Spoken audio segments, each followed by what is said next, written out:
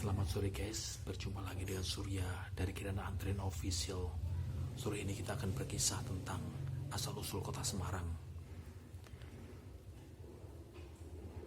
Sejarah kota Semarang dimulai sejak abad ke-8 Masehi.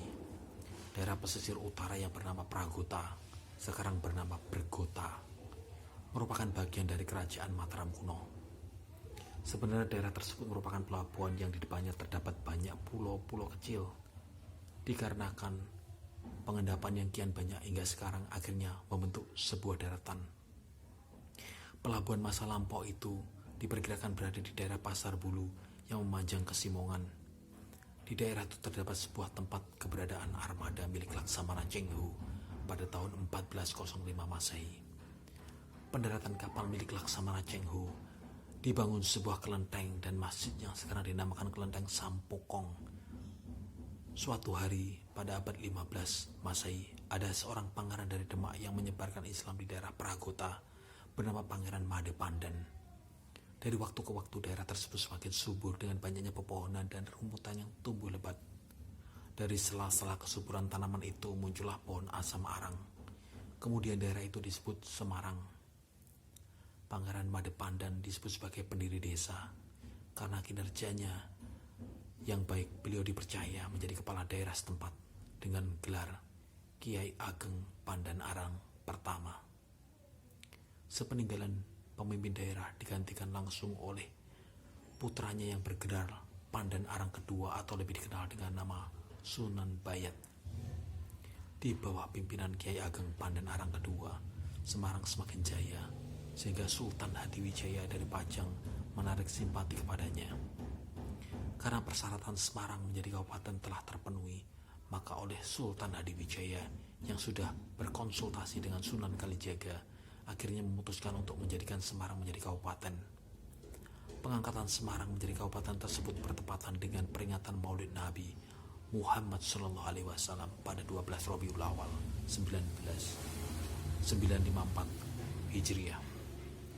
Hingga tanggal 2 Mei kemudian ditetapkan sebagai hari jadi kota Semarang. Pada tahun 1678 Masehi, Amangkurat kedua dari Mataram telah berjanji kepada VOC untuk memberikan wilayah Semarang sebagai ganti dari hutangnya. Amangkurat kedua mengklaim bahwa daerah Priangan akan lunas jika pajak dari pelabuhan pesisir diberikan. Hingga pada tahun 1705 Masehi, susunan Pakubuwono ke-1 menyerahkan Semarang kepada VOC atas jasanya membantu merebut Kartasura. Sejak saat itulah Semarang telah resmi menjadi milik VOC yang telah dipimpin oleh pemerintah Hindia Belanda. Standbalt nomor 120 tahun 1906 Belanda membentuk pemerintahan Gemeente, di mana pemerintah kota Semarang dikepalai oleh seorang burgemeester atau wali kota. Sistem pemerintahan Belanda ini hanya berlangsung singkat. Kemudian pada tahun 1942, pemerintah pendudukan Jepang datang. Pada masa pemerintahan Jepang, Semarang dikepalai militer dengan nama Lain Shiko dari Jepang dan didampingi 2 orang wakil dengan nama Lain Fuku Shiko, yakni dari Jepang dan bangsa Indonesia. Namun pemerintahan itu tidak juga berlangsung lama. Sudah tanggal 15 sampai dengan 20 Oktober 1945 terjadilah peristiwa pemuda-pemuda Semarang bertempur melawan bala tentara Jepang yang disebut pertempuran 5 hari di Semarang. Hingga pada tahun 1946, Inggris atas nama sekutu menyerahkan kota Semarang kepada pihak Belanda.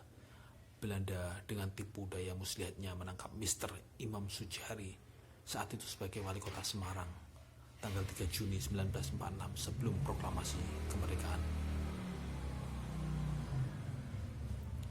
Namun semangat para pejuang Semarang di bidang pemerintahan masih tetap menjalankan pemerintahan dengan baik sampai bulan Desember 1948. Daerah pengungsian para pejuang berpindah-pindah, mulai dari kota Grobogan, Purwodadi, Gubuk, Tegowanu, Kedung Jati, Salatiga, dan akhirnya menetap di Yogyakarta. Raden Patah, Raden Prawoto, Sudibyo, dan Mr. Iksan adalah salah satu pimpinan yang masih menjalankan pemerintahan dengan baik hingga Belanda membuat Rekomda yang bertujuan membentuk kembali pemerintahan Gemeente seperti masa kolonial dulu yang dipimpin oleh Raden Slamet Tirto Subroto. Tetapi hal itu tidak membuahkan hasil karena dalam masa pemulihan kedaulatan harus menyerahkan kepada Komandan KMKB Semarang pada bulan Februari 1950. Hingga pada tanggal 1 April 1950, Komandan KMKB Mayor Suhardi menyerahkan kepemimpinan pemerintah Semarang kepada Mr. Kusudibiono.